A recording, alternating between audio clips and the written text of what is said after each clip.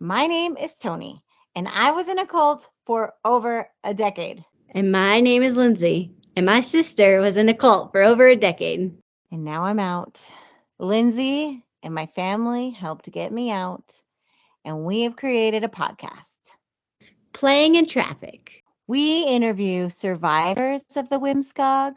We cover topics of healing and topics of all things about cults.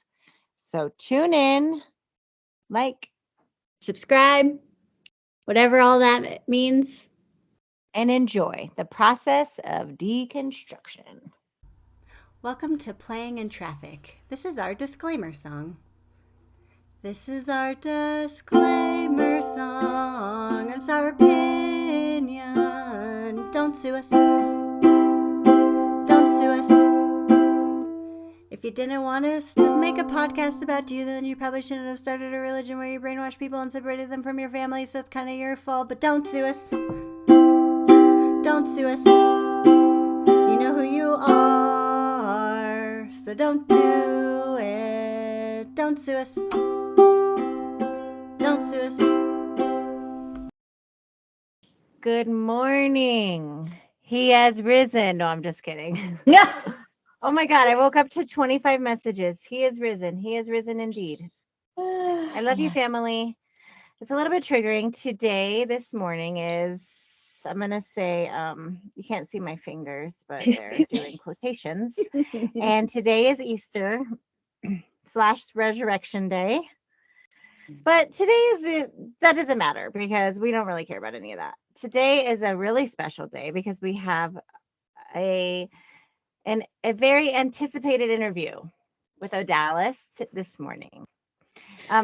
She is a former member of the WMSCOG, baptized in Belleville, New Jersey, and she kept 3 Passovers. It's funny how we calculate time according to, how many Passovers we kept. So she was baptized in 2021 and just recently left, and she's here to share her story with us. Hi.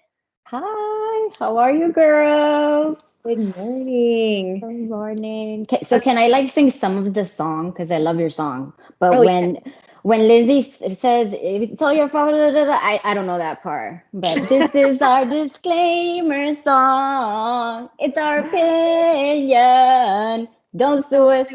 I love it. I even love Yes, I even love your part, Tony, where you said, so join us for the process of deconstruction. And I say it at work and everyone's like gonna be like, what is wrong with this girl? But I'm like smiling the entire time. So it's great. I enjoy your podcast so much. I do.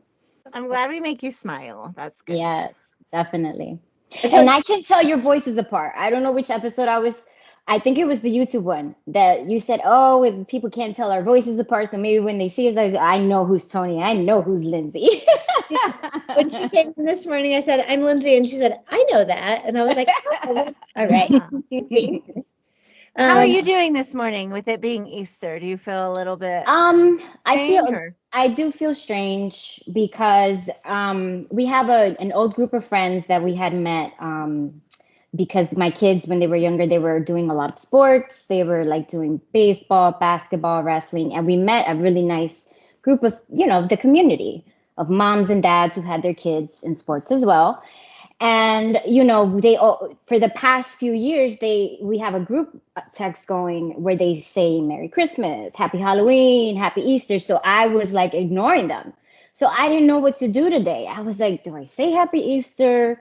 Do I just say it's Happy Sunday? So I just sent them a Bugs Bunny Giphy or GIF, whatever you call it, of him dancing. So, because it's fresh and it's, like even yesterday was Saturday and I felt weird. I woke up and I felt weird and I couldn't really explain the feeling. I felt off and I was like, I have to shake this off. I have to shake it off because, sometimes it's like, I think I'm supposed to be over there and I'm not. Like, it's just, I definitely still have a lot of ups and downs. I do.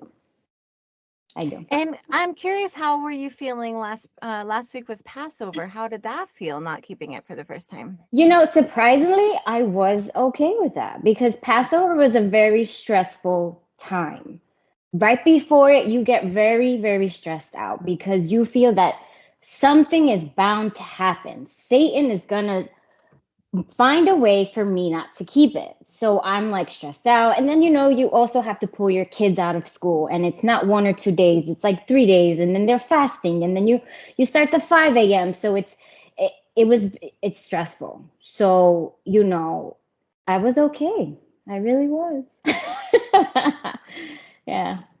Lindsay called me and said, "Did you get your kids Easter baskets?" And I was like, I didn't even consider it because it's not something that we've ever done. Right. So I was like, Mhm. oh man, it's just not something we've ever done. So no, I did not. Yeah.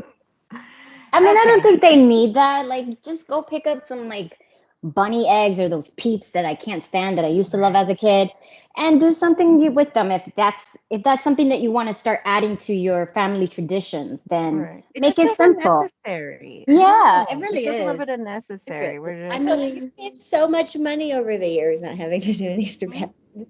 true. So that's one positive thing. One Yeah. positive thing. All right. So, okay, let's get back to the story. Yes. Let's get back to the story. All right. So you're baptized. Tell us about yourself and what your life was like when you were first introduced. Well, I guess disclaimer, just like I did with Great Light Studios, I am bipolar 2. I was diagnosed back in 2015, but to so people are, whoever listens, I don't want them to be like, well, she was already crazy, or, I was very stable. I was seeing my psychiatrist every 6 months. Everything was fine. I would, get my refills, and that was that. So, but again, they caught us at 2021 COVID, like right in the middle of COVID. I'm working an overnight job. My kids get put virtual schooling. So it got really tough. My son was going through a lot of issues, mentally, emotionally. And, I was trying to get him the proper help, but it was hard because I was working a full-time job overnight.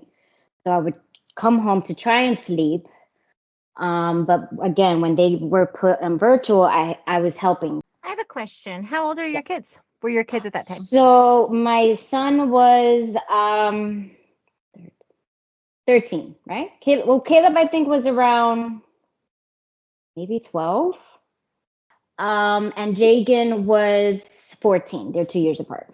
Okay. Yeah, but the younger one who was Caleb. He was, he was going through some stuff, and on top of that, it was already tough because now he's not around his friends. He's home. He's stuck on a computer 8 hours a day, and it was very hard for him and for me because, like I said, I was full time, also being his teacher, being mom, trying to do all these things. It was tough.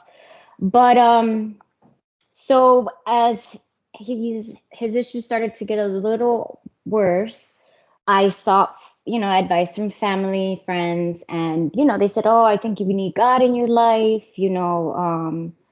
It's very important for your children and for yourself to have like a spiritual connection to God." And I said, "All right." So my branch, who was, because she no longer speaks to me, who was a longtime friend, reaches out because the doctor that we had worked for years ago passed away from COVID. So everybody who knew each other, who were still in contact with each other, we all kind of started messaging each other. "Oh my God, he passed away. Can you believe this?" So she calls me and we get to talking, and I had already known that she was going to a church because she had invited me about 2 years prior to that. But I would, I wasn't feeling it at the time. So I knew she was already going to church. So she brings it up when I tell her, my son, Caleb, he's going through some things. And she was like, "Well, why don't you come to my church?" And I took that as a sign, of course.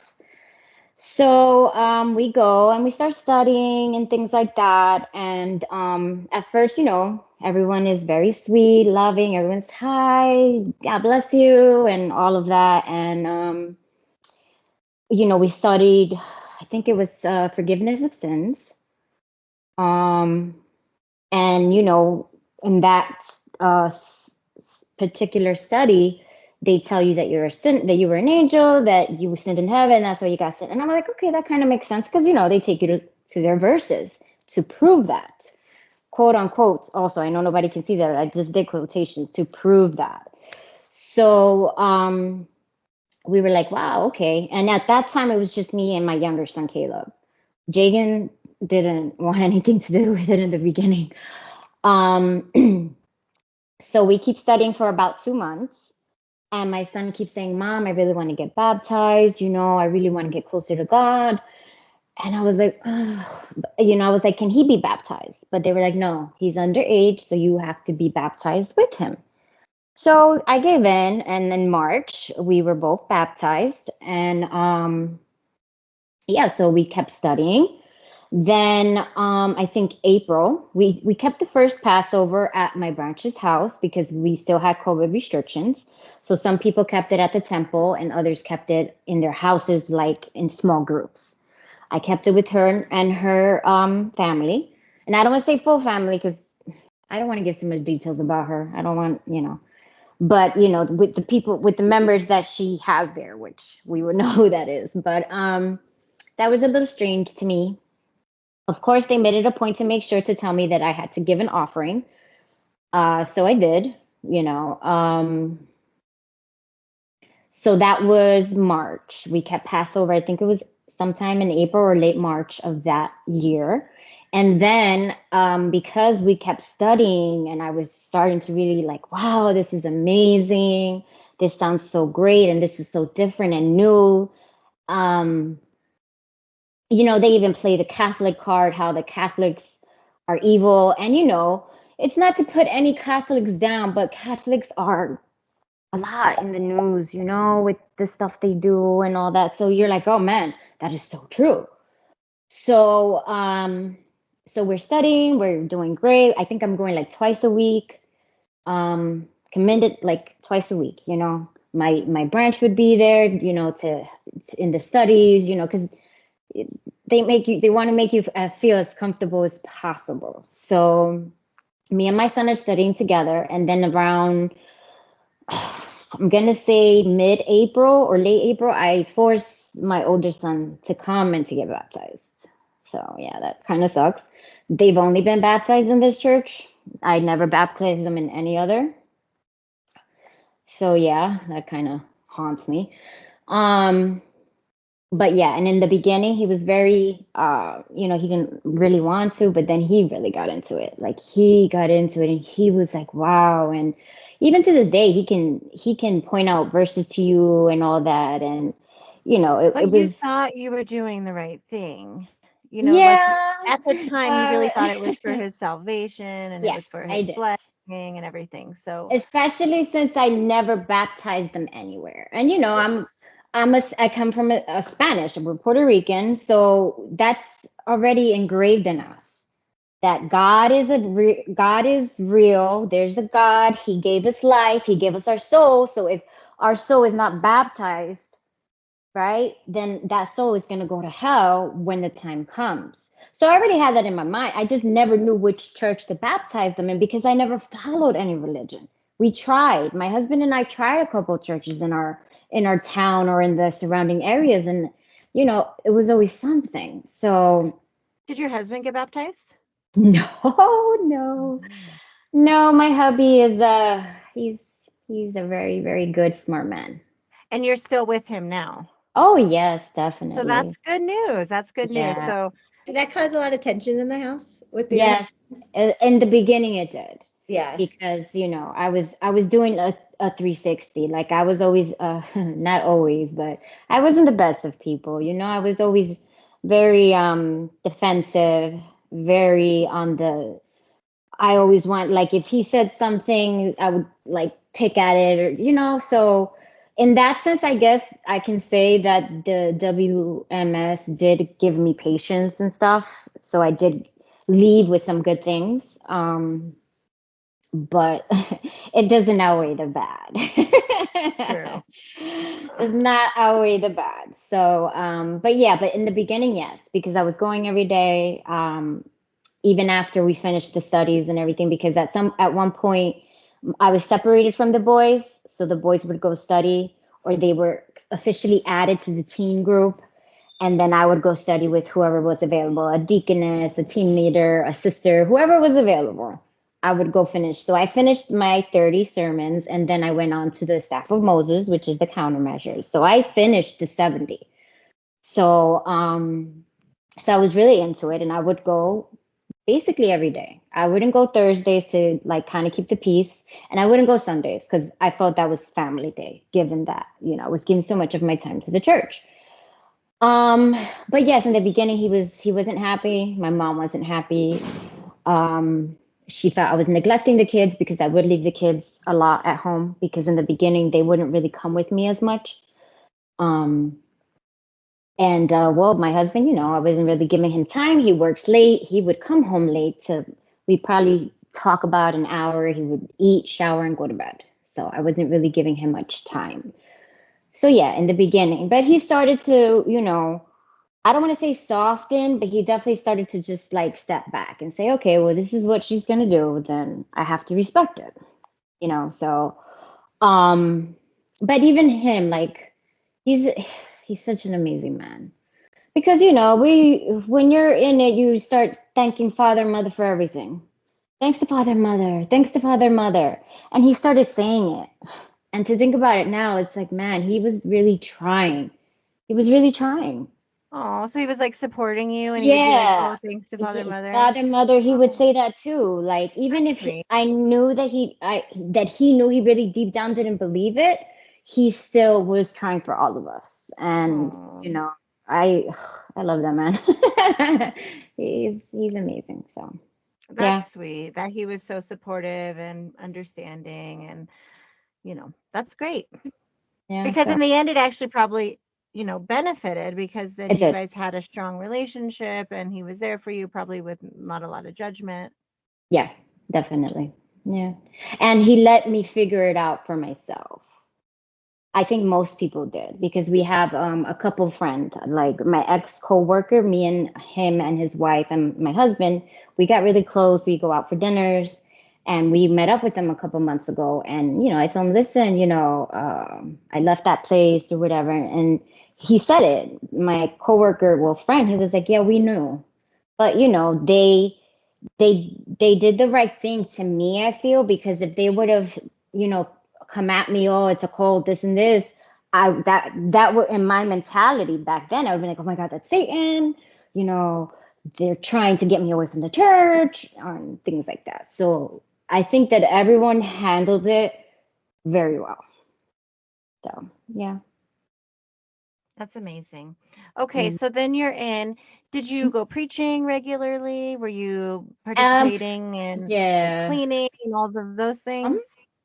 So preaching, in the beginning, I was very uncomfortable. I always felt weird about it. Always felt weird, but I would do it. I did it a lot with my branch and with the sisters that I was more comfortable with. Sometimes they would pair us up by those raffle ticket numbers, so we didn't get comfortable with the same sisters. Sometimes they would put us in a group of 3, 2 sisters and a brother. Oh my God, you just unlocked a memory for me. Yeah. I forgot about those raffle tickets. We only did it for a short amount of time, and everybody would randomly get a ticket and partner you up. Oh my God, that's hilarious. Okay, I'm sorry. And no, it's fine. They would do it because they didn't want you to get used to preaching with the same sister, because then they feel like they're going to become worldly and they're going to start talking about things that they shouldn't be talking about or whatever. That's true, right? Yeah.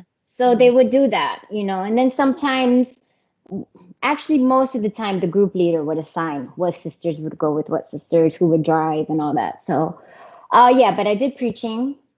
I was going every day. In the beginning, I was going every day because I was learning more. They were putting me to watch all these videos, the heavenly, what is it? The heavenly play? Ay, Dios mío. The heavenly play. 3 parts. So yeah.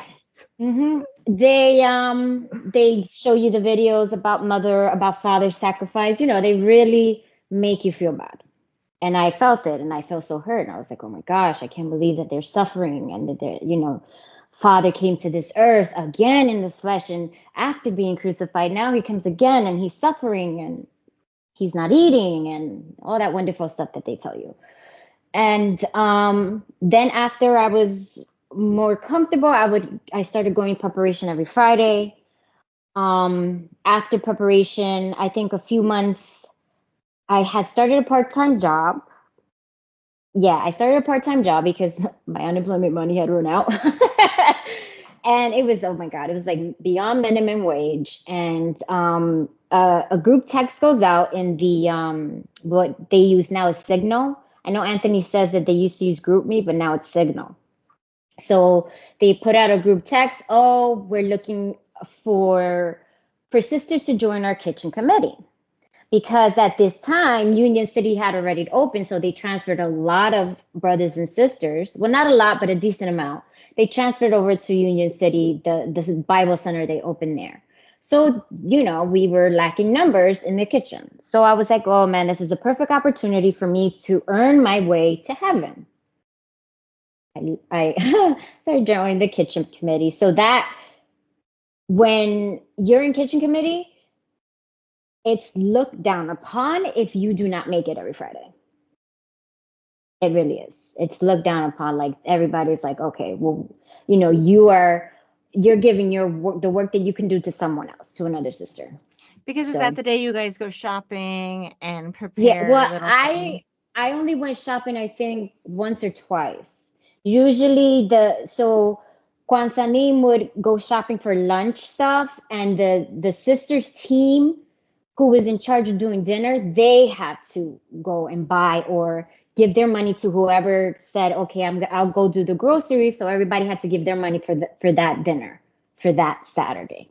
And did you guys cook every Saturday or just like once a month, twice a month, something like that? No, we cooked every Saturday. And now, honestly, we cook every day. Well, it was cooked there every day because I didn't go every night when I was in kitchen committee. I did go Fridays. So every night they cook because every night there's something. There's an education. There's a preach practicing. There's preaching assembly. So to all those that go preaching or go to the church, there has to be food there for them. So, and that's another thing. The sisters there was a calendar where sisters would write their name to what day they were going to come in to prep dinner for the brothers and sisters who were, on missions or whatever. So it was an everyday thing. And then it's displayed for everybody to see who's on the committee. Yeah. A calendar on the side. I remember with it's like the whiteboard, but the flat ones, the flat calendar ones with the little, those markers, those eraser markers. So yeah. And every month they would change it, and every month sisters would have to volunteer to cook. Yeah. How much just a rough estimate, how much do you think you would spend just for cooking per month? Me? Yeah. Well, I would give the monthly, they used to ask for $20 a month. Oh, per month. Mm-hmm. Per month. Okay. But then you're not only giving that, you're giving that a month, but you're also, if you're tithe, offerings, brown folder, if it's a feast, you got to give for feasts. Right. Sometimes they throw things out of the blue. Oh, we're going to do tea time with the pastor. You have to either give money or buy something, bring something for the tea time. And How then big was the church? I'm just curious. Oh, it's pretty decent size. Yeah. Wow. It's bigger than the one surrounding. Like it's definitely bigger than Ridgewood, Pagoda, Union City, because Union City is a Bible center. It's not even considered a church. Wow. Or a temple. It's a Bible center because they didn't even have a kitchen. Right. Wow. Mm-hmm. And then is it all still run under Daniel Lee? Did you have a different pastor? No, he's the main pastor of the East Coast. Right. So when we did United, I forgot the name. Basically, when some Tuesday evenings, we would do the United East Coast. So we would be on video and he would be the one to give the sermon that night. Okay. And then who would normally give the sermon in your church? Like a deacon or was it a pastor? No, he was an elder and then he became a pastor. Paul Cha. Okay. Paul Cha. John Casas was there before him and that was before my time. But they praise John Casas in that church. And I don't know why, because even before I saw Corey's videos, I never met the man, but when I would see him on the screen, I used to get a really bad feeling. I never ever found anything like, oh my God, this person is a wonderful person. I felt like there was something off by I don't know, call it, I guess, your sixth sense or whatever. But everyone in Belleville, they would praise him. And when so listen, when quote unquote mother Zhang Gilja announced that these members, these elders and whatnot, they were going to become pastors. When they found out that John Casas became a pastor, that church lost it. And then when it was announced that Paul Cha, you can tell it was such a difference in how happy they were. This is how much they praised John Casas there. It was insane. I thought I was at a concert. And yeah, like when let's say it's an artist who comes out before the big artist, and yeah, they're clapping, but then the big artist comes out and woo! That's how they did when they found out that John Casas became a pastor. Wow. Was it during like a service time or something, or? Yeah, I think so. I think it was, they like had an announcement. Yeah, it was an announcement. So it was after one of the Saturday services. Usually after the first service, after a quick break that we would get, we would then go back into the sanctuary for an education, for fragrance. Fragrance was so fun. No, I'm kidding. Fragrance, or it was like some special announcements, or they would go over the new rules as to what is a simple preaching and what's a connection preaching, because they used to change that all the time. It's like they could not make up their minds about what is considered a simple preaching and what is considered a connection preaching all the time. Hilarious. We had something similar but different words. Okay, let me just try to guess. Is connection preaching like preaching with like mother's love? No, so they got technical. Connection preaching was with someone. So in the beginning, connection preaching was someone that you spoke to for more than 5 minutes and you exchanged. And then after a while, connection preaching changed into, okay, so you're with them with more than 5 minutes, but for them to be considered connection preaching, you have to sit with them and do a Bible study, and they have to come to the church. So it's like they were making, they were changing what a connection. Simple preaching at first was you stop them to just say, hi, have you heard of such and such? And if they say no, that's considered simple. Then it was like, no, simple preaching is you have to speak with them for a certain amount of time for that to be considered simple. So it was like always back and forth and changing. So yeah. Which one did they want you to do, simple or connection? It depended on the time? I think it depended on the time, and it also depended on how long the member was there. But yeah, and they have levels. So you either are a lay member, like a flow chart of how to treat them. So if you're a lay member, you're only expected to do a certain amount of simple and connection preaching. If you're a lay member too, if you're an evangelist, the higher you are, the more they expect from you. The more they want you to. You need to have 100 connection preachings, like people. Yeah, the numbers were always ridiculous. I was like, are they for real? Oh my God. It is so clearly laid out though. Like, yeah, they had PowerPoints, slides, and they would go from slide to slide and telling you, and they would get it very in detail. And I was like, wow, this is serious stuff, and then sometimes when after a preaching festival or something that they had, because they always had those, and they would change the screen in the back to whatever it was. They would compare all of the East Coast, how many baptisms, how many actually stayed, how many tithe, how many, So yeah, it was a lot. That is so intense. I could see how that sounds kind of fun when you're in it. It's almost like gamifying. Yeah.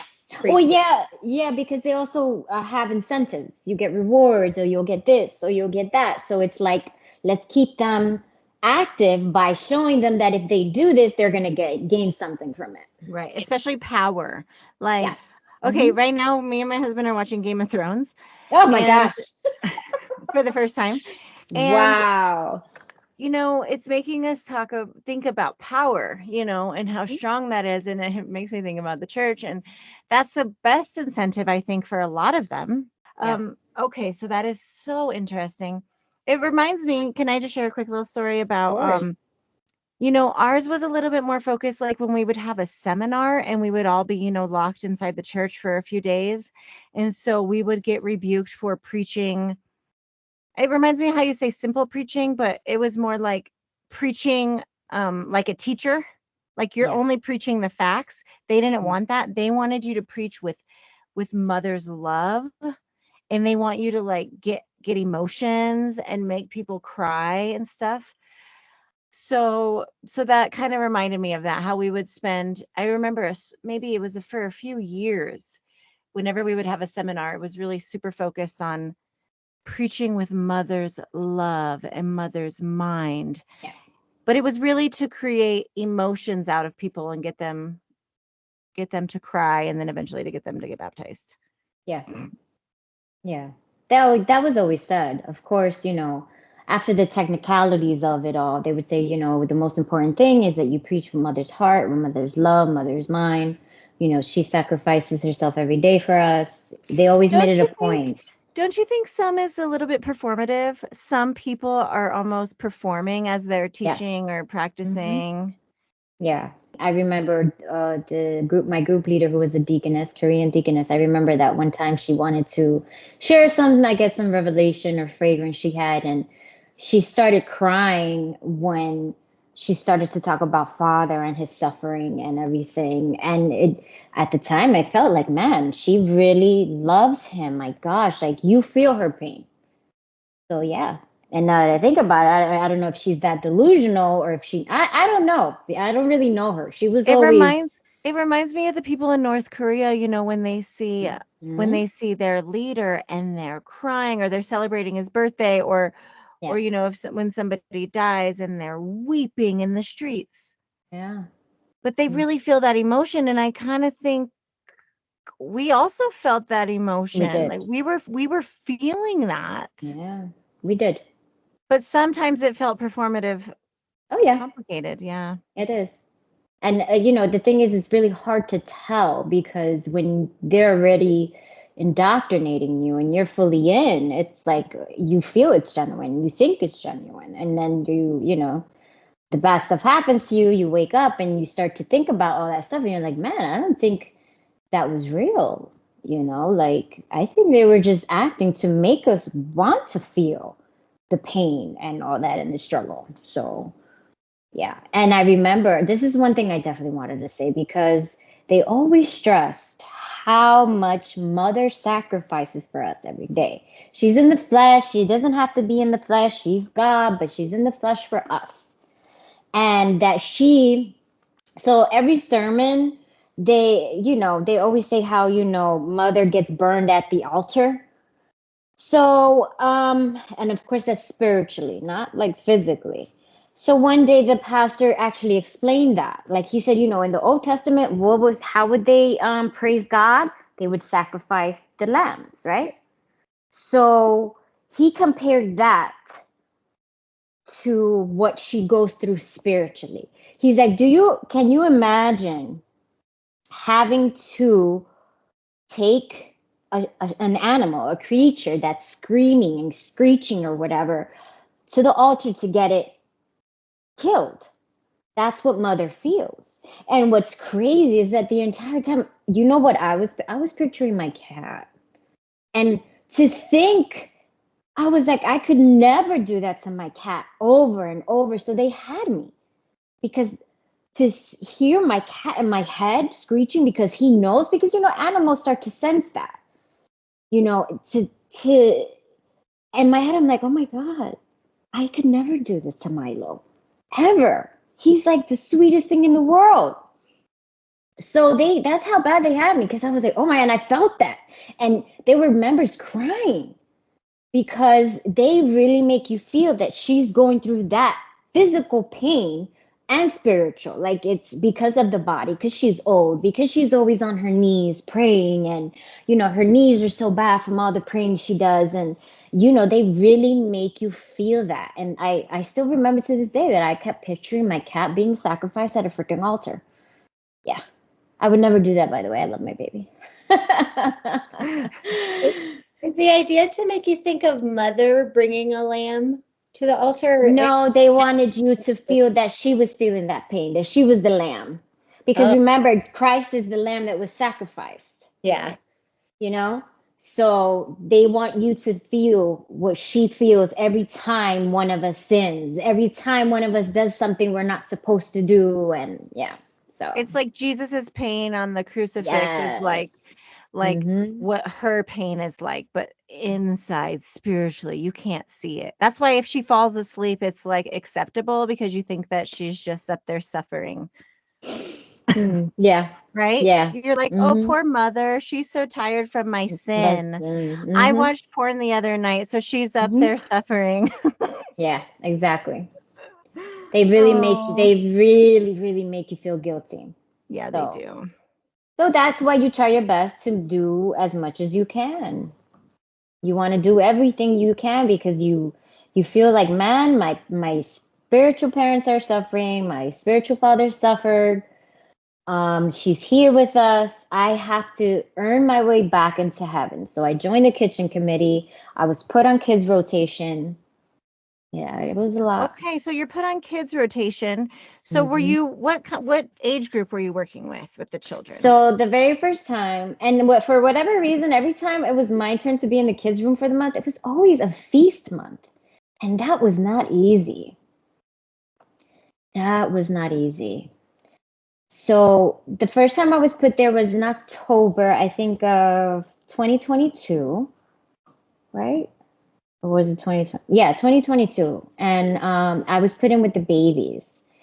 And babies are babies. They're babies. They're hard, and you need a lot of patience. And in the beginning, I was like, whoa, so much going on.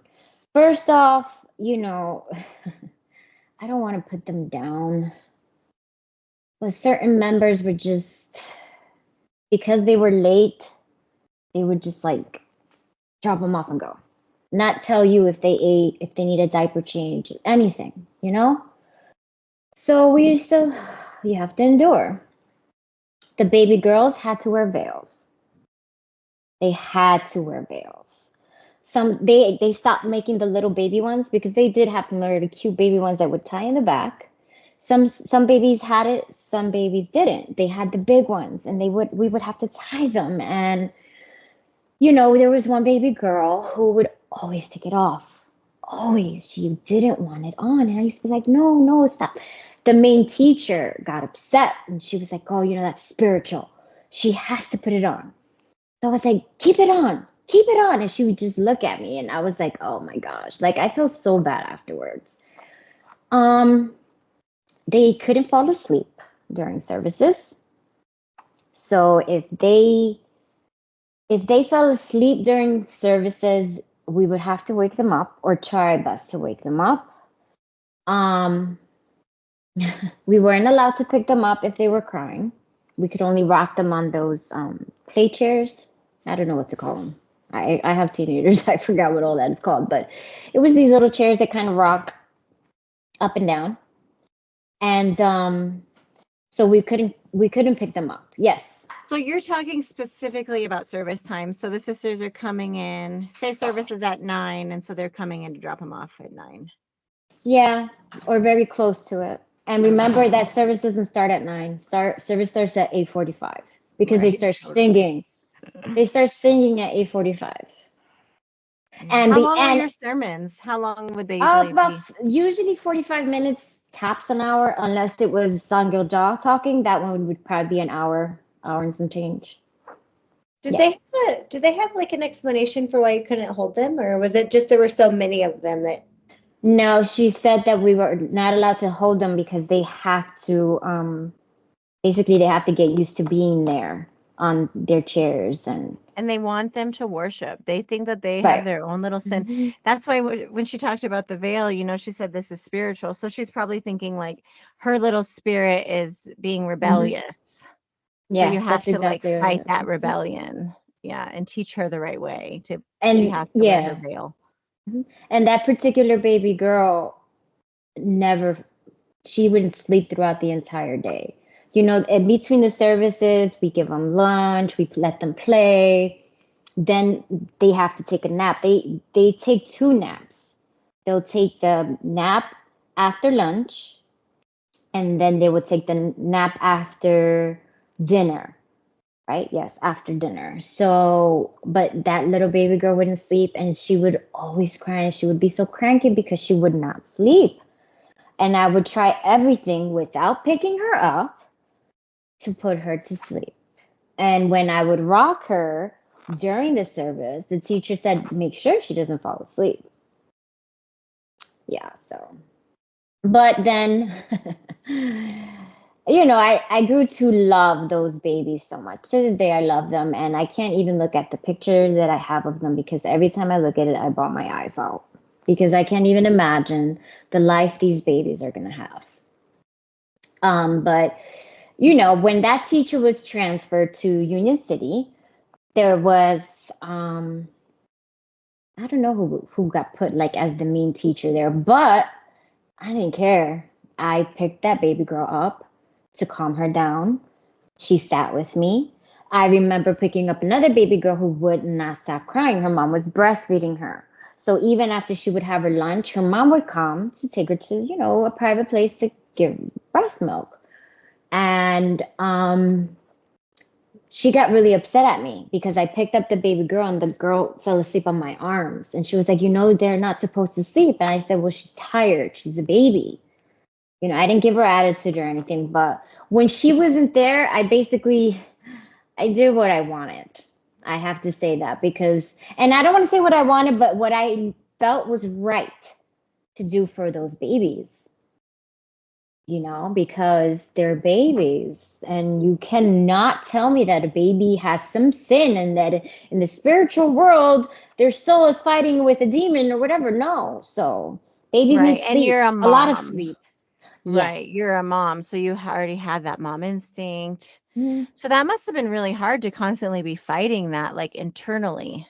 Yeah, it was really tough. I mean, again, I have to bring up my husband. I remember one day, I don't blame the sister because I don't know what her situation was, but she had brought food that was no good.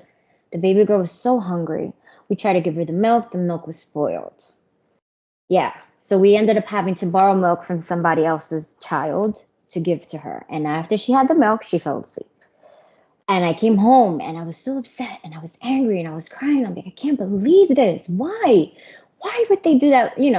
Again, that was bad on my part because I was sitting here judging the mom and I don't know her situation. I don't know if she can't afford a new bottle of a gallon of milk or whatever, or her sippy cup, because she didn't even have the sippy cup that, they should have their own little sippy cups.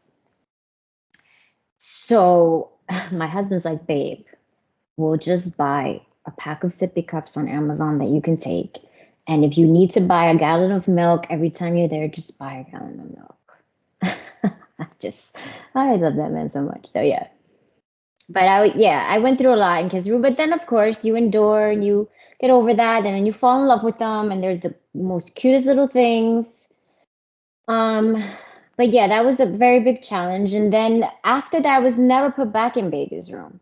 I don't think that the parents liked that I was so straightforward with them because the parents they have all cubbies and the parents have to keep extra clothes, diapers, ointment, all of that. Most of the kids would be out of it. So I would signal them and I would tag them so they automatically get it. Like when on our group, when I put your name, you'll see it because I tagged you. So it'll definitely pop up. And I would put each parent, your baby needs this, your baby needs that, your baby needs that. so yeah. Don't even get me started. I'm sorry. Don't even get me started with I don't know what. I don't know if it's Heavenly Mother's Day, Heavenly Parents, one of their birthdays. In between the service, they show all these videos, and these poor kids have to stay in these chairs, and it's like, oh. So yeah. I'm sorry. So you couldn't even take them out after when you're watching the videos? No. For the most part, they wanted them to stay in the chair. You could give them their lunch and all that, but they have to stay in their chairs. Yeah. Jeez. Were they allowed to eat during service? Say that again? Were they allowed to eat during service? No. No eating, no drinking, nothing. Yeah, but I would. Yeah. I would give them their water. I would give them their milk if they needed it because they're babies. So I know they didn't like me because of that, but I didn't care because I was still new and I was still a little rebellious. And I was like, no, like if they want a bottle, I'm going to give them a bottle. There was one baby who the mom wasn't putting him on solids yet. So all he was having was formula. So I'm like, I'm going to give it to him. I'm not going to make him be hungry and crying. So, yeah. So then they moved me over to across to pre-K, 5 to 7. So I was with the 5 to 7-year-olds, and they're more of a challenge. Only because I don't want to say more of a challenge, but it's definitely different. And they have a 2-second attention span. Were they boys and girls, brothers and sisters? Both. Okay. Yeah, brothers. They keep them together. Yeah, that's one thing. Okay. They would keep them together. But they would do like boy girl because if you sit 2 little girls together, they're bound to talk, or 2 little boys, and so yeah. Wouldn't want that. Wouldn't want them talking. A lot of them fall asleep. We would tell them to stand up. We would go wash their faces. They would be crying, and yeah. So that was and then of course you have to. Baby's room and the pre-K, you have to go prep, because the parents are in charge of bringing their lunch and dinner. You have to go prep that, and you have to get everything ready for them. And it usually for each section of kids, there's 3 teachers. There's your main teacher and 2 mommy helpers that would rotate. So we did have that. And then in pre-K, we also have one of the teenage sisters every month who would rotate, who would also help. So we did have plenty of help, but it's still hectic, and trying to keep the kids still while you're prepping their food. It's I have to give it to the main teacher for the pre-K, because she had so much patience with those children. So much patience. So are you staying with the kids throughout the whole Sabbath day? Oh, yeah. Yeah. The So you're their whole teacher the whole Sabbath Sabbath. day. And so then are the Yeah. children seeing their parents at all through the Sabbath? Because you mentioned how you Not mentioned really. in their lunch and dinner. So I imagine the parents aren't really interacting much. Because during the break in between the services, the parents go preaching, the parents are practicing, the parents are teaching, the parents are doing something. If the sisters group is time to cook, you're gonna go cook. You start to go cook directly after second service, because you need the prep time. So they really don't, unless a parent forgets to bring them a lunch or dinner, then they would go pick something up and drop it off for them. Or if the kid was sick. If the kid was sick and it was approved by Pastor and Kwanzaa, we used to have a separate room where the parent would have to sit with your child throughout the services, and they would come and go home, come back, go home. It was only, you stay here only for services.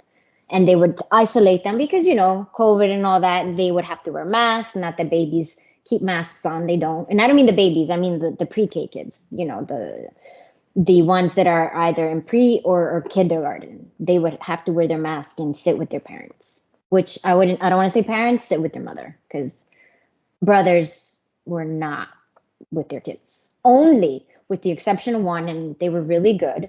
He actually used to talk to me, and him and his wife are amazing, and their baby girl, I miss her to this day, but they were always very down to earth, and he was very present in that baby girl's life. He really was. And sometimes there was a kid who had I think he is, I don't know, borderline autistic. The mom would have to sit with him for all services, take him home in between, or he would have to go sit with his dad in the fellowship, because he was a lot, but he's autistic, so they're kids that have special needs. So yeah. Tony, is this hard for you to hear? Are you having a hard time with all this? I'm sorry. Are you? Because I can No. stop. No. I'm curious, like, if it's hard for her to hear, because I keep imagining my nephew. Mm-hmm. Yeah, Like, I was just it's hard for thinking me that. to hear. Okay, I guess what I'm saying is, I'm not telling you to stop, but it's hard for me to hear because I want to cry. I'm thinking of Yeah, it's hard. baby It is nephew. hard. Yeah. Yeah, but as moms, I think we try our best to Mm-hmm. not make it so terrible for the babies and stuff. Yeah. So, wow. Okay. Yeah, I know. We're like completely off topic because No, But- it's like, where do we want to go? Because you said that you got your son to be baptized when he didn't want to, and like first of all, when you said that, I'm like, I can't imagine getting a teenager to do anything they don't want to. So that was already crazy. And yeah. how long for them before they kind of latched onto it and they got interested? Were they really soon into it, or was So my younger one, Caleb, it took him a little while. He was having a hard time. That was one of the bigger incidents that happened that I spoke about in Great Life Studios. They were excluding him. They wouldn't talk to him. They would, basically they weren't treating him very well. And I was told by my branch that it could be part of his sin that he committed in heaven, that he had to endure, that he should write letters to mother and pray, and that I should write letters to mother and pray as well. So, I let it go on. And that's, again, it's something I feel very guilty about because I put my motherly instinct aside and I'm listening to a person that I consider a friend before a quote unquote sister. And so I let that go on for quite a while. But then he basically was like, whatever, I'm not going to try and basically he was like, bump it. If they don't want to talk to me, I won't talk to them. And he focused more on, studying, getting better with it. Cause, they wanted the teenagers to sermon practice, to do the sermons and all that. And so towards the end, he was pretty, I don't want to say towards the end, he was doing what he had to. And basically he had no choice because he was the last one. It was only him and the teacher by the time that we were already on our way out the door, because most of the teenagers had left or were like, one foot in, one foot out. So it was just him. My older Jagan, he really got deep into it, and he got moved into the young adult group of brothers. And, he was really, really devoted, and it hurts me sometimes because I feel like I guess I kind of like, I don't want to say messed up, but I don't know. I don't want to talk about that. I'm sorry. I'll get very emotional with that one. But could I just ask if either one of them still go, or are they?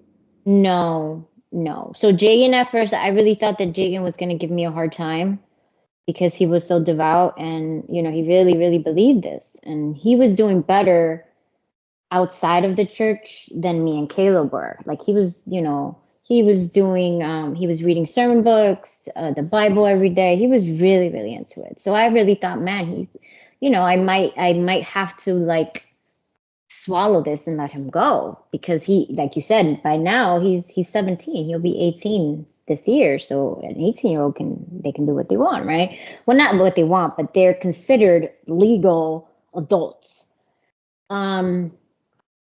So I really thought he was going to fight me on it. And in the beginning, he was like, oh, but Mom, I have to keep going because where am I going to go? They keep all the feasts and everything. And, but because of the conversation we had, and I broke down, I was like, I couldn't stop crying, and I was hyperventilating, and I'm like, they're going to take my boy away from me. They're going to take my boy away from me. And he was like, okay, Mom, it's okay. I'm sorry. I can't believe that a church is making you feel this way.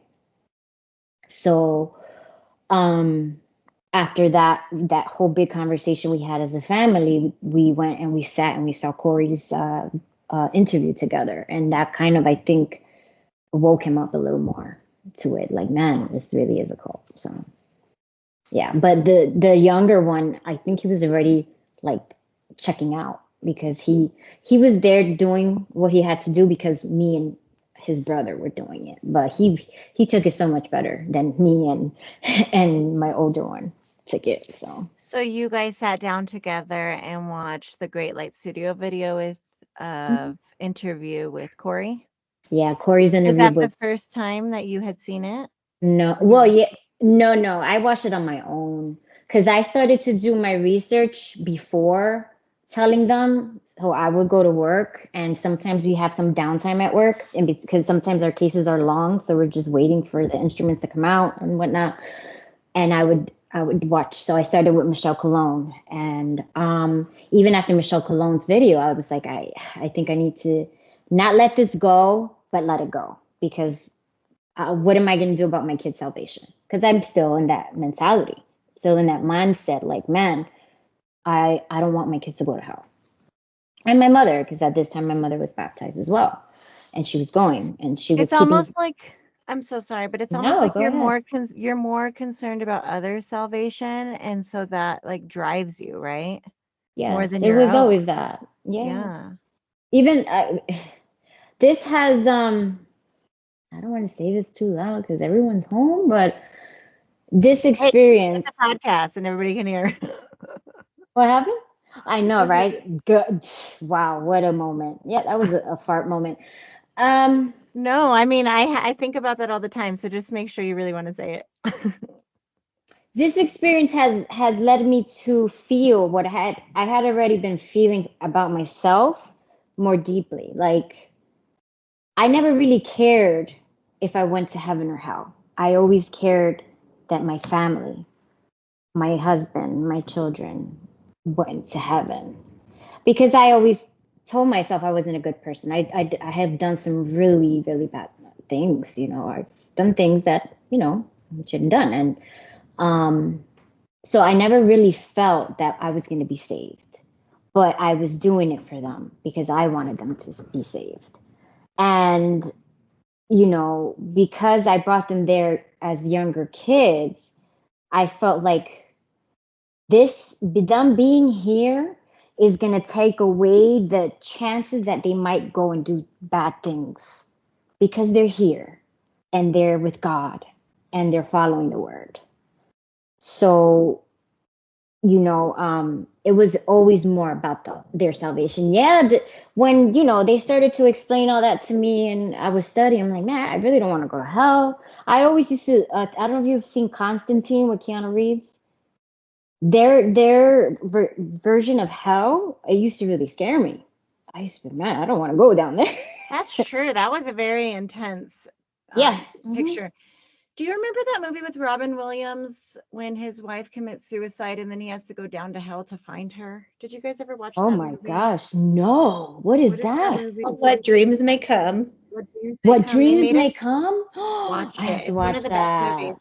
But they made us watch that in the church, and Oh, it's very similar, not similar as Constantine, but it also shows you a very scary version of hell. yeah, which they do. And so that's a daily, right? Trying Mhm. to scare you with Mhm. really detailed images of hell, almost as detailed as images of heaven. And so you're just in Mhm. a constant state of fear and you just definitely don't want to go there. And you're going to do Yeah. everything you can not to go there. Yeah. Yeah. So, I don't want to say that when I wasn't in there, I wasn't concerned about my salvation. I was. But now that I'm out and now that I'm seeing different things and, uh, my state of mind has changed. I no longer fear death. I don't fear hell. And I don't know if it's because they desensitized me to that by showing so many videos of, what hell would be like and what's going to happen if we go to hell. And I don't know, but I don't. I don't know if that's a good thing or a bad thing. Gotta talk to I my think therapist it's about that good. one. I think it's good. I think we're free from that Yeah, yeah. very dangerous teaching, those very dangerous teachings. Hmm. So I kind of have a personal question. Of course, yeah. You mentioned in the beginning that you had already been diagnosed bipolar too, you said. How did so was the church aware of your condition, and were they accepting? Were they helpful to you? Were they supportive to you? Or what was that? I'm curious what that what that situation was like for you. So in the beginning, no one knew. When I first started going, the only one who knew was my branch. Because again, before, I always saw her as a friend before a sister of the church. So she knew. She knew that I had that. But in the beginning, no. I do remember every now and then they would talk about mental health and how if you're depressed, it's something that you're doing, that you need to pray, you need to preach, yada, yada, yada. So I used to be like, oh, well, I mean, I guess they're right because we're all sinners. Um, it wasn't really talked about much. Mental health issues, anxiety, depression, bipolar, none of that. So I didn't tell I didn't tell anyone except her. But then what happened to me was why, I guess ultimately, I guess it was like an awakening, but in a very, very painful way. I had a mental breakdown. It's in May of 2023, after the Day of Atonement, whichever one it is in May. I started to get these feelings that I felt like everything that I was doing felt more of a burden than a blessing. And I tried my best to shake it off. I was like, oh my God, Father and Mother, forgive me for even thinking that. Please forgive me. I was praying. I'm so sorry. So they kind of went away for a little bit. But then in June, I had my first panic attack. I'm sorry, can I ask you a really quick question before you talk about that? Yeah. While you were in the church, were you continuing your medication, and were you continuing your therapy and everything? So Yeah. so you were Yeah. continuing. Well, I didn't need a therapist because I was doing so well. I wasn't in therapy. I was just seeing my psychiatrist every 6 months, because you have to. You have to be on medication, lifelong medication. I used to think, before I even started the church, I used to think, oh, if I miss 1 or 2 days, I'll be fine. By the third day of not taking that medication, I could tell the difference. So I stayed constantly on my medication. I stopped, putting myself through tests and things like that. So no, I was on my medication while I was there, like every day. But in June, Loss happens, yeah. yeah, in June, so it's Father's Day in June. June is a Sunday is Father's Day, and that Sabbath, my group leader says, "Oh, they're gonna have an ISBA seminar in New Windsor. This is gonna be a great opportunity for your boys." At first, they were like, "Oh, we don't feel like we're ready. Like, we don't feel like we're strong enough in our faith." So when I texted her that, she didn't text me anything. Nothing, not okay, whatever. But then, like a little bit, well, excuse me, my older son's team leader had his number. So he had texted him something about, oh, this is a really good thing for you. You should come. So he said, Mom, I changed my mind. Let's go. I said, all right, sure. Let me see if Kayla wants to come too. Eventually, they both say they're coming. So I text her. I'm like, hey, they changed their minds. They wanna go immediately. Oh, thanks to Father and Mother. That's great. You have to be at Zion at 8 a.m. or something like that, because a lot of people are gonna like carpool. So that morning I woke up and I had a really bad panic attack. I couldn't stop, shaking, moving, crying. I felt like I was having a heart attack. It was really bad. But I calmed myself down. I still went. I drove. Did you know it was a panic attack? Yeah, because I've had them before, but not that bad. Not that bad. And most of the time I can bring myself out of it. But it took me a while. I was up really early. I was up, I think, like 4:35, and I was at it for almost an hour trying to calm myself down. Yeah. And I did, and then we went. I drove. I still felt drained, because after a panic attack, all you want to do is like sleep. So I was drained. Again, it's Father's Day, right? My husband's home. We drive up to New Windsor, and this is an all-day affair.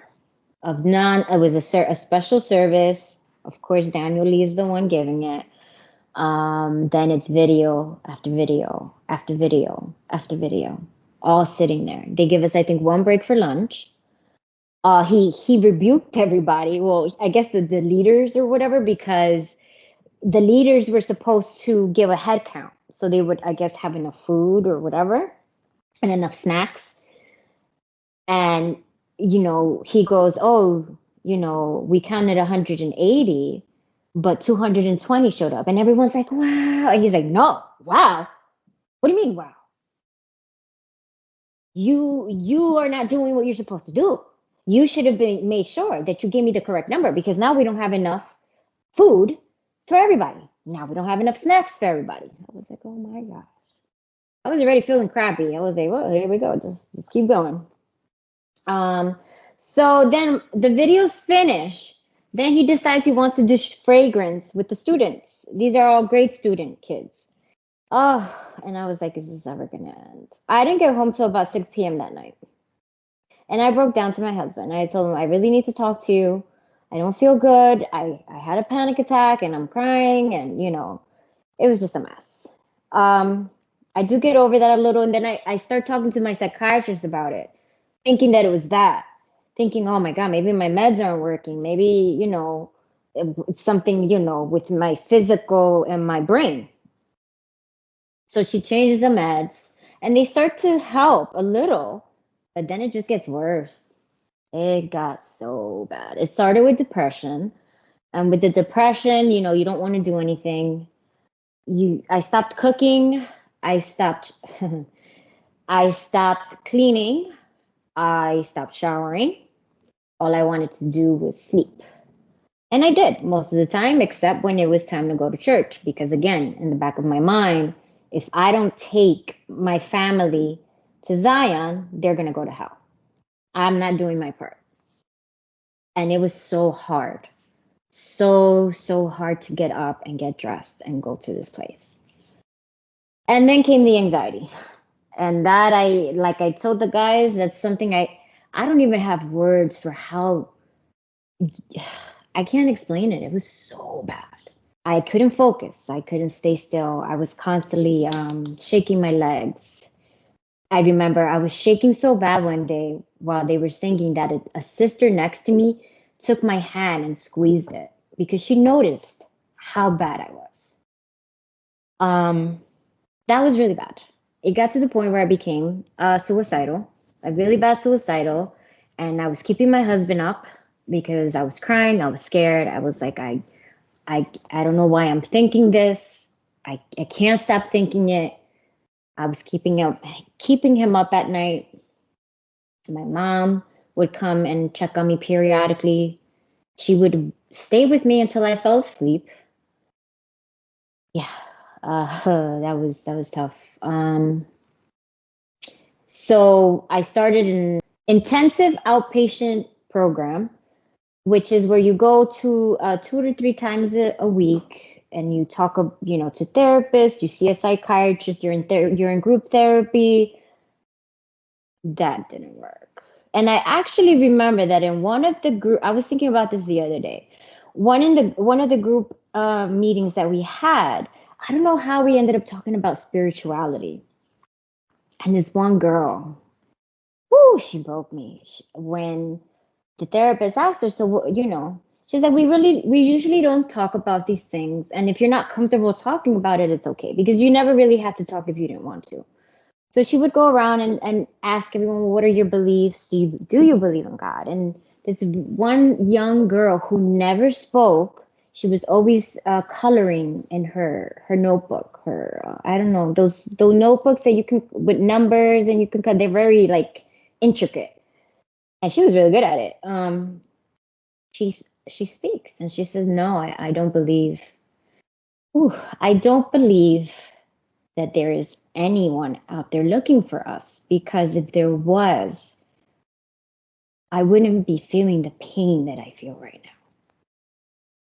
And that hit me hard. And I was like, wow. I was like, man, this is tough. And it got me to thinking, because I was doing everything. I was waking up at 4:45 in the morning to prepare myself for 5 a.m. prayer. I was doing Pray Daily. I was doing the My Page, which is 4 different little categories. One is your faith. One is, did you read a chapter in a sermon book? Did you read a chapter in the Bible? And I forgot what was the other one. There was 4. And every time that you would level up, your little cartoon would change from a little plant to a tree to this to that. And then towards the end, they started to become interactive. So they got money. So, I was doing all of that. I was doing Pray Daily. I was doing that. I had stopped listening to regular music. If it wasn't a new song I was listening to in my car, it was instrumental music, which I can't do right now because it triggers me. And or I was listening to the Bible or reading a sermon, listening to a sermon book. Yes, Tony. When you went to the therapy and the group therapy and everything, did you ever explain to them about the church or what was going on? No, because I wasn't really talking much because I was very, very anxious. So I was there trying, but it wasn't working. And So my you were father, listening, and then when you heard her say, "There's nobody here," then that was maybe the first time when you thought Yeah. that yourself. Yeah, I did. That was the first time I started to think like, man, I'm doing everything. And throughout, I wouldn't, well, maybe if we meet one day with the kids can tell you that they saw firsthand. I was praying every day, doing Pray Daily with them and praying and crying with my veil and shaking. And it got to the point that I was on my knees every time I would pray. I would go into work and prayer times, I would go in the bathroom and kneel and I would sit there and cry and pray and pray and pray. Take this away. Take this away. What am I doing? What am I doing wrong? I was writing to Sangil Jot every day. And by then I had the app, so I was able to do it online. It wasn't physical letters. And I was writing to her every single day and nothing. My father was missing time from work because he was the one taking me to the program every other day or whatnot. So he would go to work. He would leave early to take me. Then he would leave again to bring me home. And by the time I was done, I was usually done around 1:32. There was no point in him going back. So he would stay home and he was losing hours of work to bring me. And so, that wasn't helping. I was trying everything. I don't know if you ladies saw that in the group message I sent a screenshot of some messages, an exchange of messages with my branch. And I said, I really don't feel like going. Oh, well, you have to, get up. You have to do this. If not for you, for your boys and your mom. I can say that right now with a straight face because I already cried it out the day that I sent it. But yeah, to see that, and I know it's not her fault. I know, but at the same time, I felt that she should have put our friendship ahead of the church, but she didn't. She didn't. She put them first, and she put that mentality first. And I know that she's been there longer, and I know that she's fully indoctrinated, but it still hurts that she chose to treat me like a member rather than a friend. So yeah. So that led me to, since nothing was working, I ended up admitting myself. I was very afraid at first because, of course, in the movies they show these crazy psych wards and things that happen to them and lobotomies and all that other stuff. So I was like, man, I'm really scared. I don't want to go, but I had no other option. Nothing was helping. The psychiatrist at the IOP program recommended a specific hospital. She said, this is the best hospital for this kind of thing. Go there. Don't go anywhere else. I said, okay. So I go in on Monday evening with my husband to the ER. Of course, you're put in waiting. He had to leave because he had to work. So I didn't get officially admitted until Tuesday morning. And I was there for 8 days. Yeah, I had lost a lot of weight. I wasn't eating. And yeah, I was, and throughout that time, again, I want to point this out, that my father, my physical father, because, they're always saying how the physical doesn't matter. Your physical family is a copy and shadow, yada, yada, yada.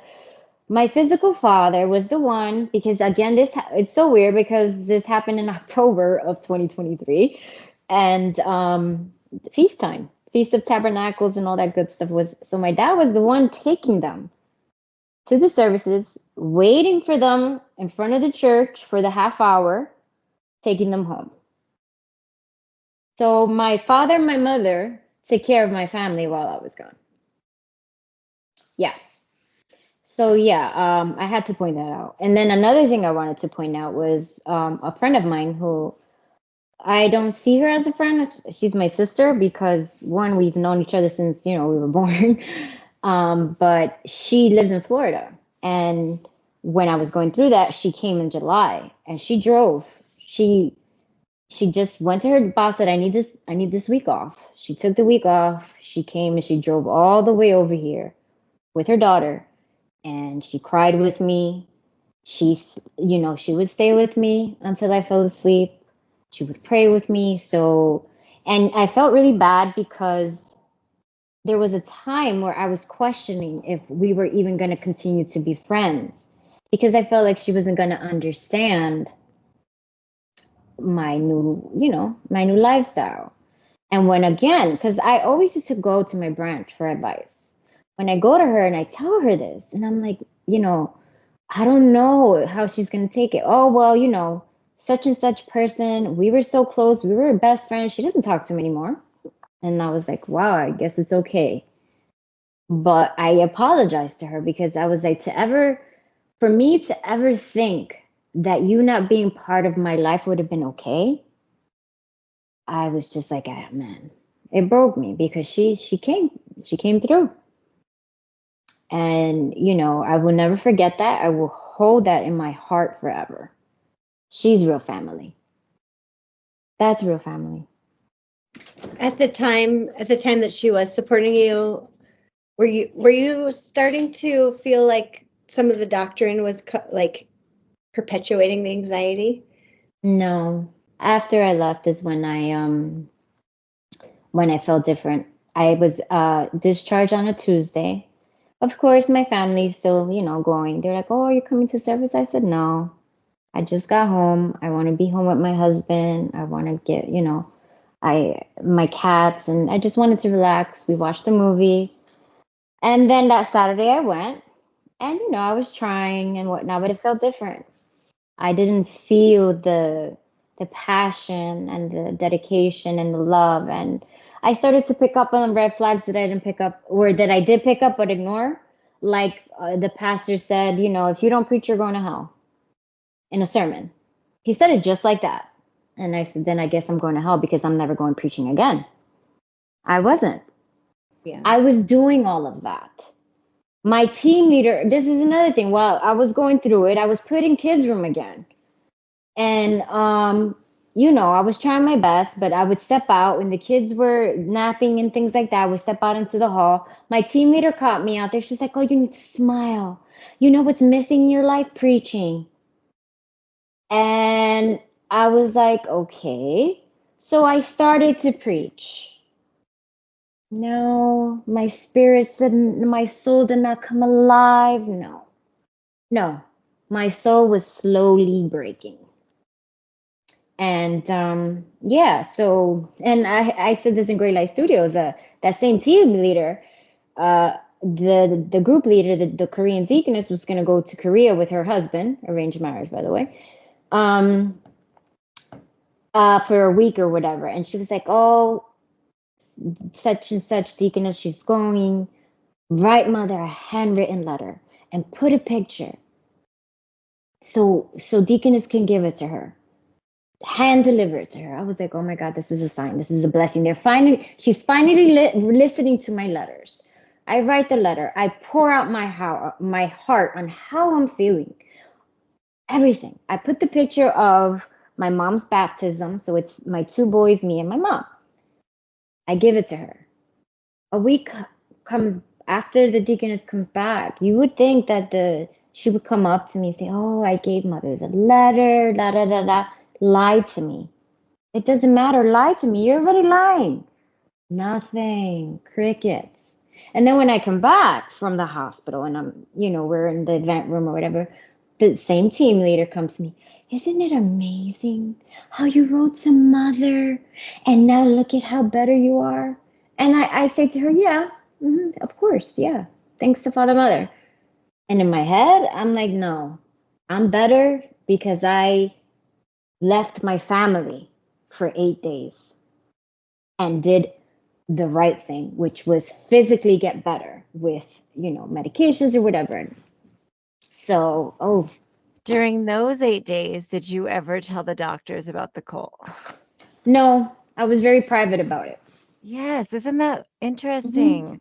Yeah, I was very private find about that so many of us were doing that. We're going through a lot of so many different types of health Yeah. problems, and none of us are connecting it to the cult, and none of us tell the doctors because we're still in the protection mode. We're still trying to protect it, and we're not connecting the dots. I mean, I was not connecting the dots between my health, my mental health, my physical health, and the cult that I'm in.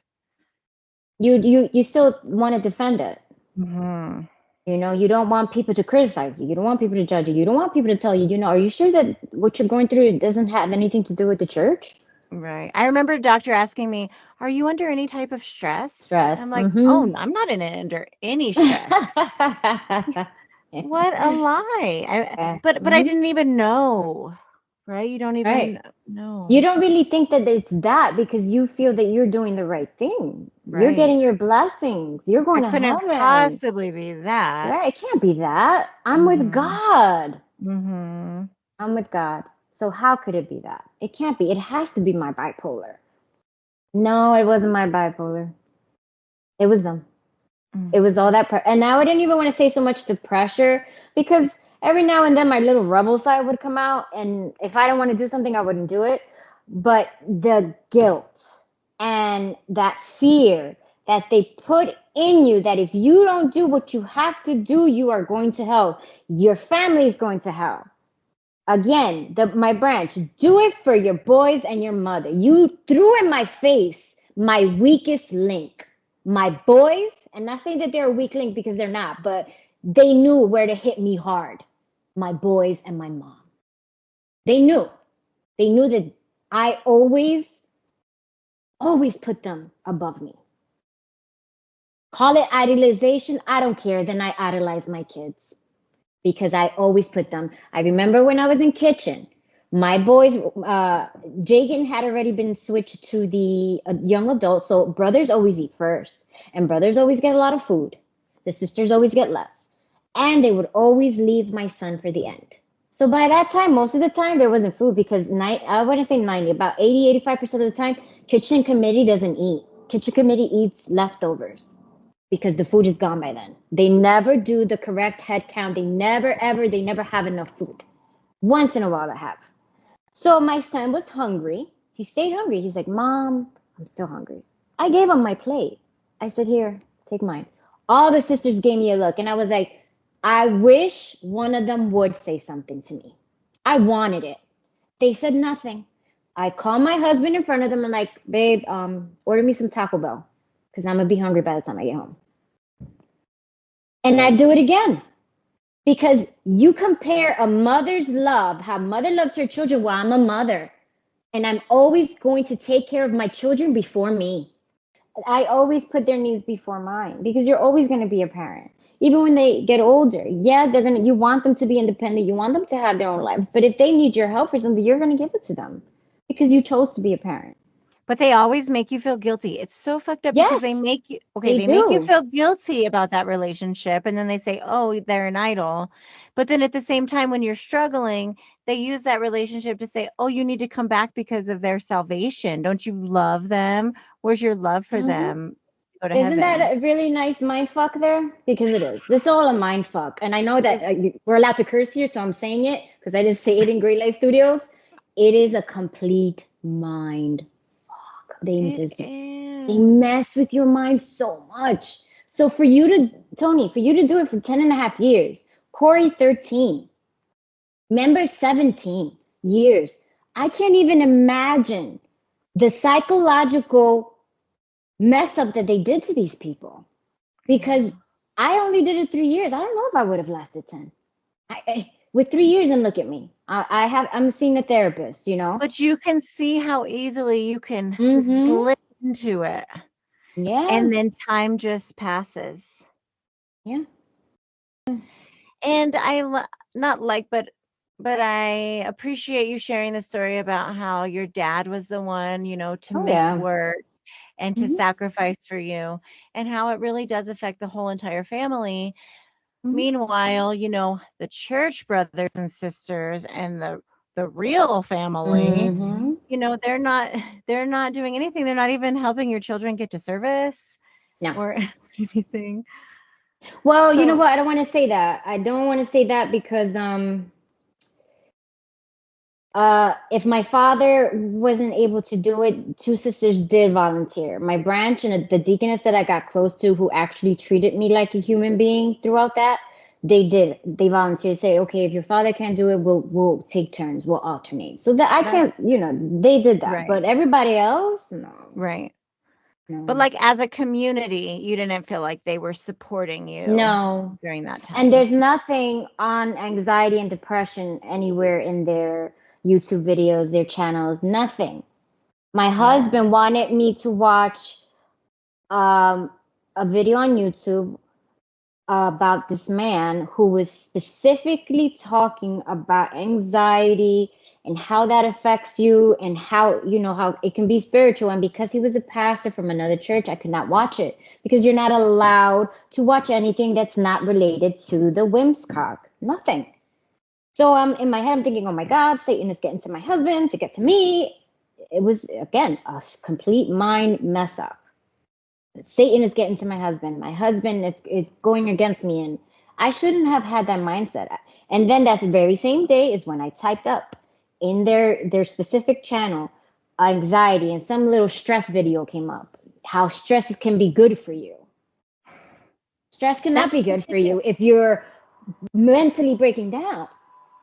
It that's the can't. video I was trying to think of. I knew they had one, and that Mhm. when I watched it, I I was could like, find it. Yeah. Oh, you found. Oh, you saw it. Yeah, yeah. So that's it's like probably, motivating. Stress can Yeah. be motivating. That's the only thing I found. Nothing else. yeah, Nothing it's else. still out there. Well, We'll stress still, and anxiety are different. Oh yeah, very different. yeah. Very different. So yeah, so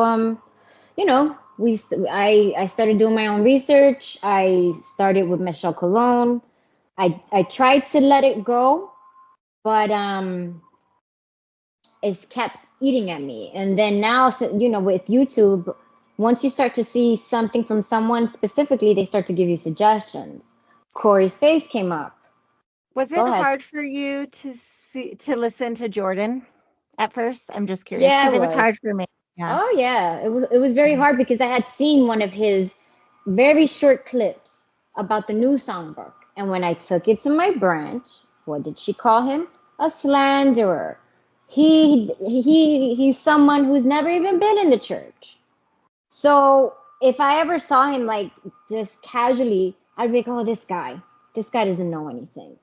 So seeing him, I was like, oh, and hearing him, I was like, oh my gosh, it was a little weird. But when I saw Corey, that weirdness went away because I remember seeing her in May in Belva. When Mr. Man decides to, do the We Love You to introduce transfers or new members or visitors or whatever the heck it is, right? She got up in that face. I sent her a message the other day. I said, I will never, ever forget that look you had. And it wasn't a happy look. And when she started talking and she started bringing up all the people I knew, Daniel Lee, Paul Cha, I'm like, oh, this is it. Like my heart dropped and I got pale and I started to sweat and I was like, oh my goodness. I come home, I tell my husband, I think we're in a call. He's like, what? So, and from there, just, we sat down, we had that big conversation and we didn't go back. It was, I think it was like midweek. I mean, just maybe like a Wednesday or Thursday, and we were supposed to go that Saturday night and go. Never went back. So, did your husband never really consider that it was a cult? He told me he did that.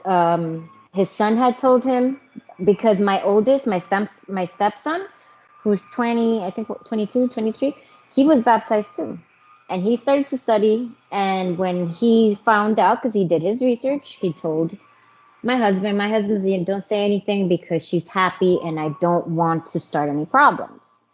So he knew my mother-in-law who was also baptized and who was also going.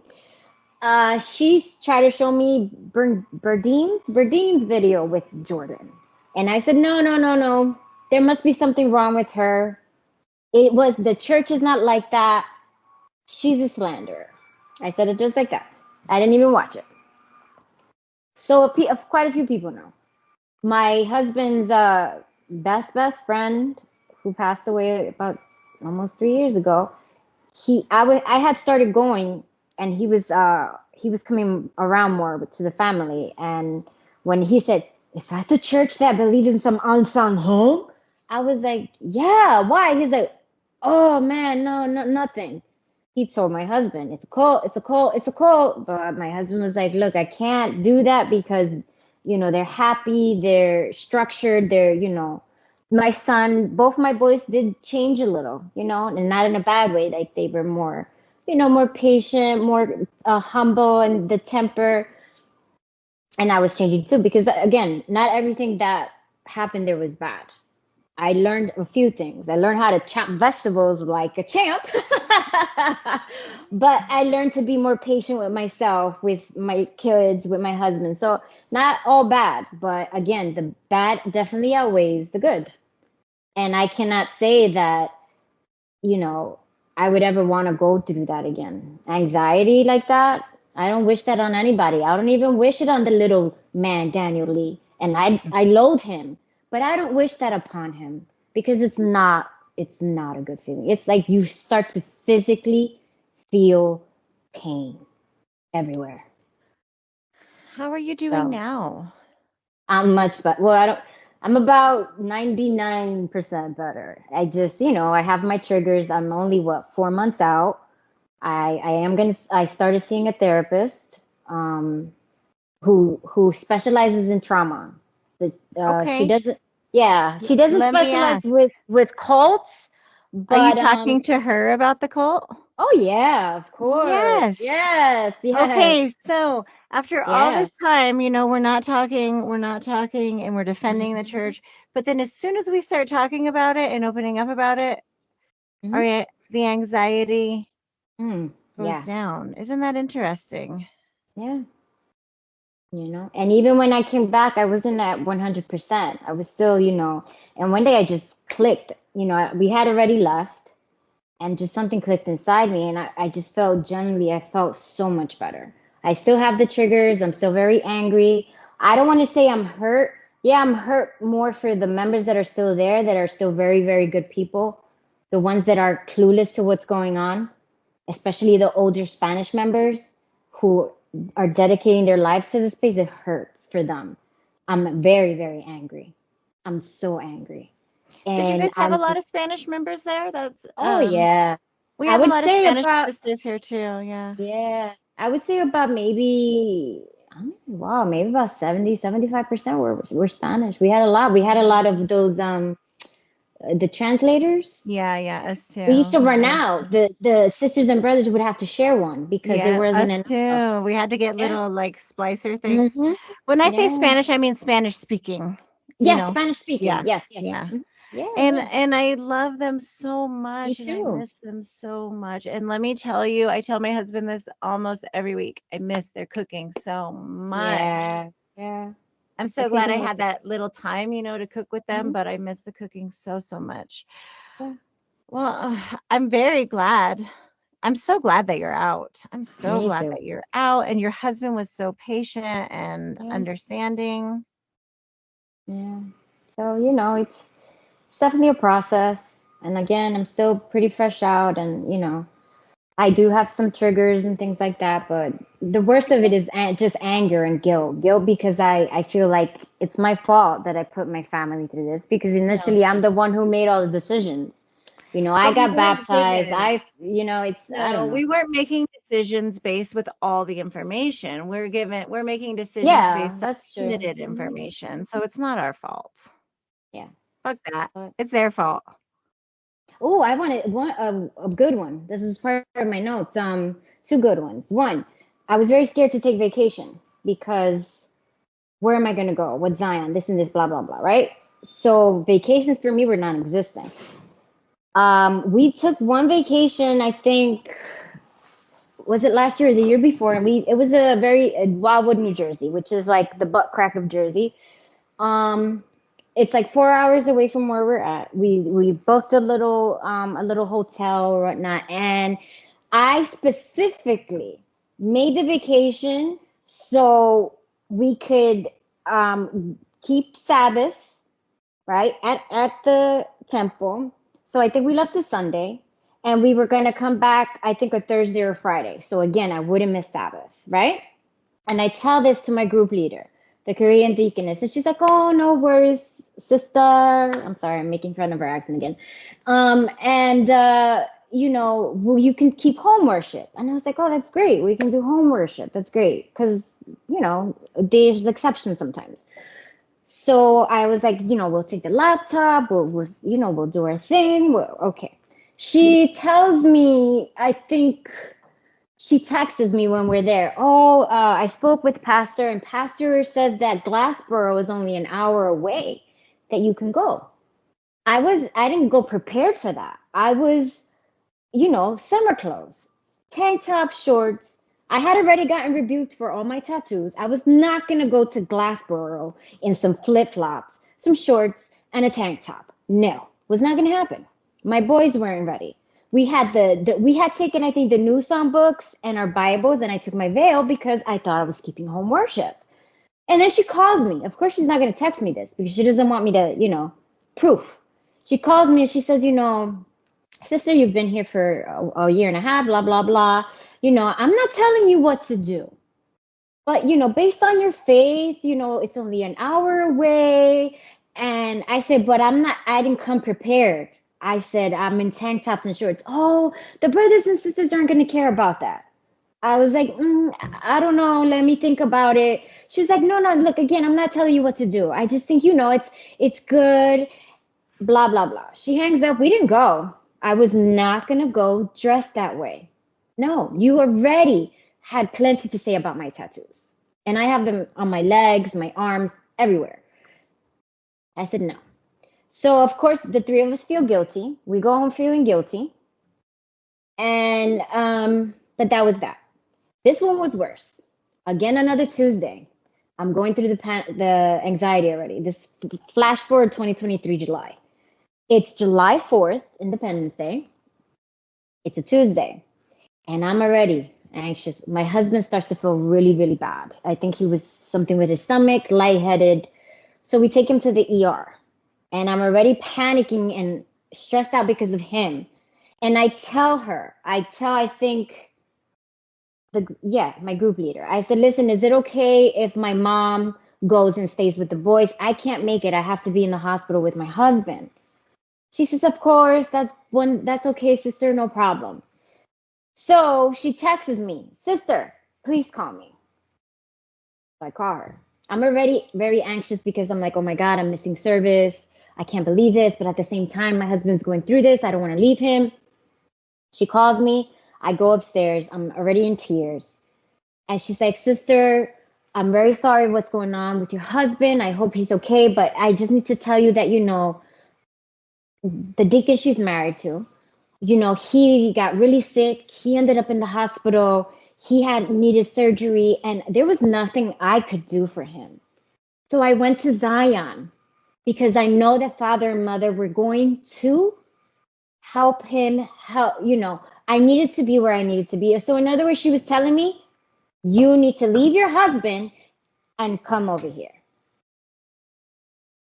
So what did I do? I left my husband. And I was crying the entire time to get to the church, the entire time in the service, crying. She's giving me tissue. They're singing and I'm just crying. And then I didn't, after the service, they usually have announcements. New visitors, new members, baptized, blah, blah, blah. I didn't even wait. As soon as he finished that, I was out. Went back to be with my husband. So I wanted to say that because that was very messed up. And again, she told me to call her because she didn't want that on paper. She didn't. So. Yeah. And talk about anxiety, you just constantly feel like you're split between you're just split in half and it makes you feel sick and you're Mhm. crying. I'm so sorry that you had to go through that. Yeah, but I guess sometimes I feel like it had to happen, because if that didn't happen, I probably would still be there right now. Today I would have been there.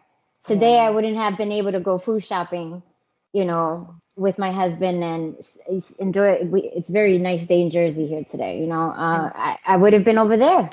yeah, and do whatever you want to do on this beautiful Yeah, Sunday. yeah. That's So great. yeah.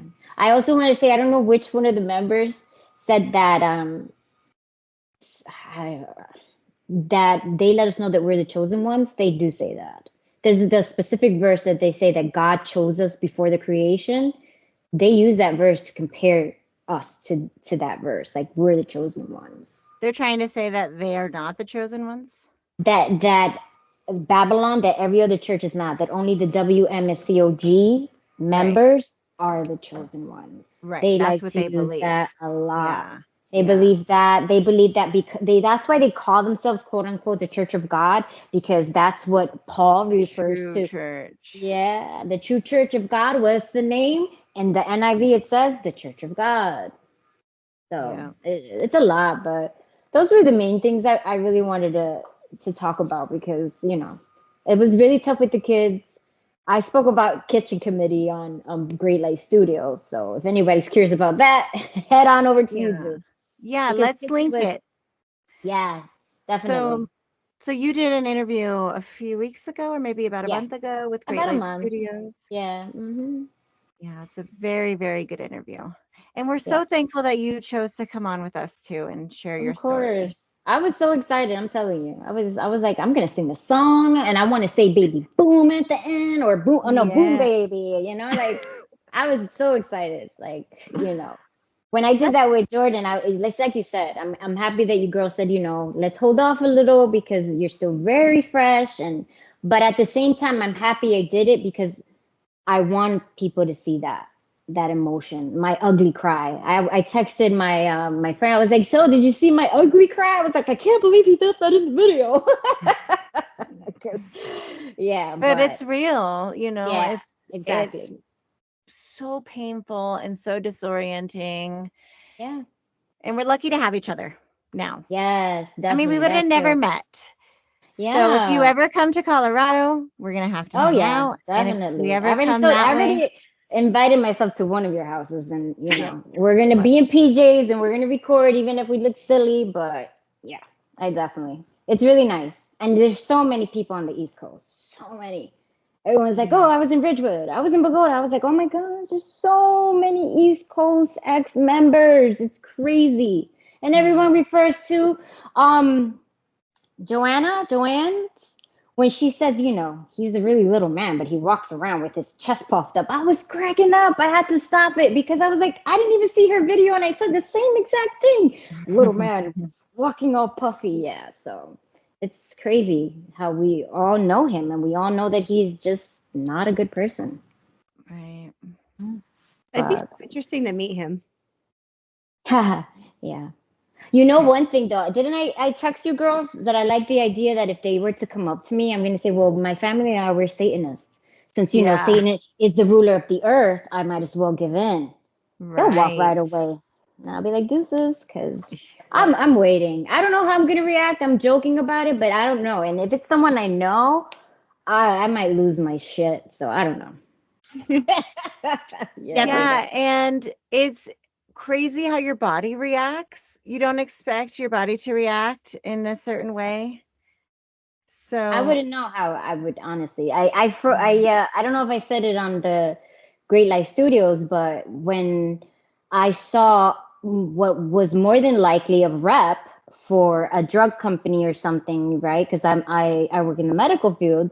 The man was in a complete suit and a tie, and I froze. I was like, oh my God, this is a brother?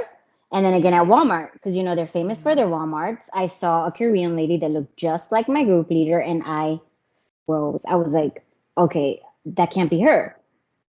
So I don't know honestly, how I would initially react if I were to see one and if they actually approached me. Right. But I guess, I'll cross that bridge when I get there. Yeah, you'll have to let us know. You'll have to let us know. You'll be strong.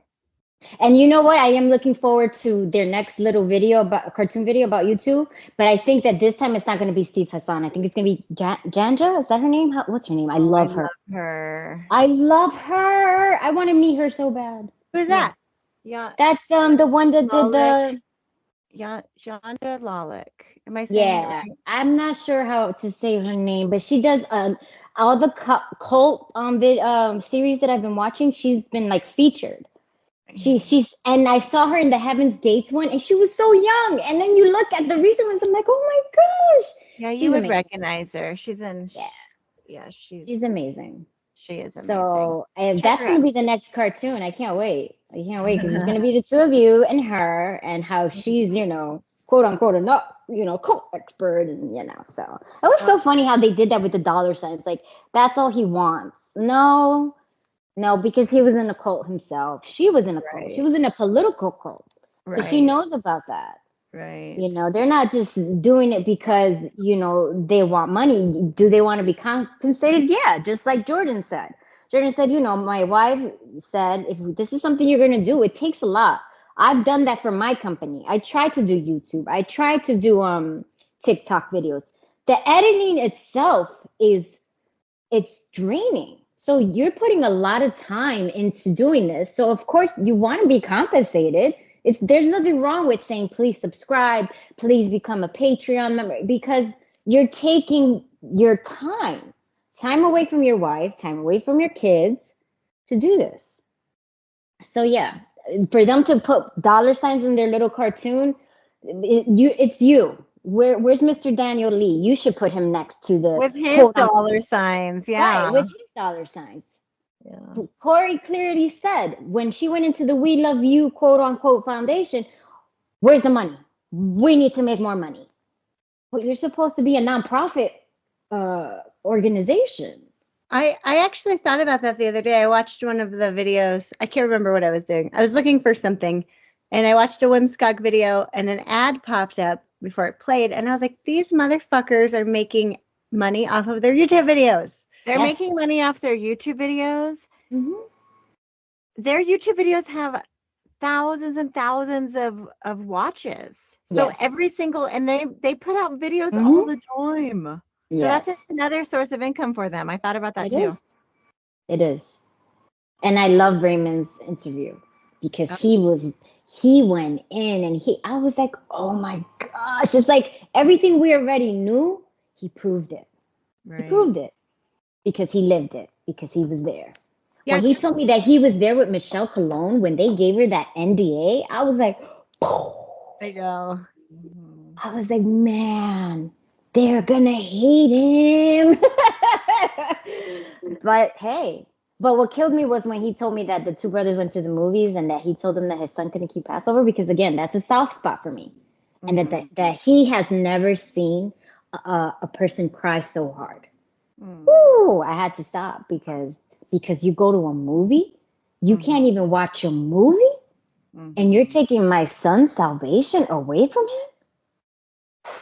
I was like, man, that hit me hard. But yeah, that's it. I think, right? We're almost at 2 hours. I don't know. I've been talking so much. Okay, how do you want to end it? How do you want to do your boom baby? Oh, I don't know. I was Do you have a practicing. final message, or do we just want to boom baby?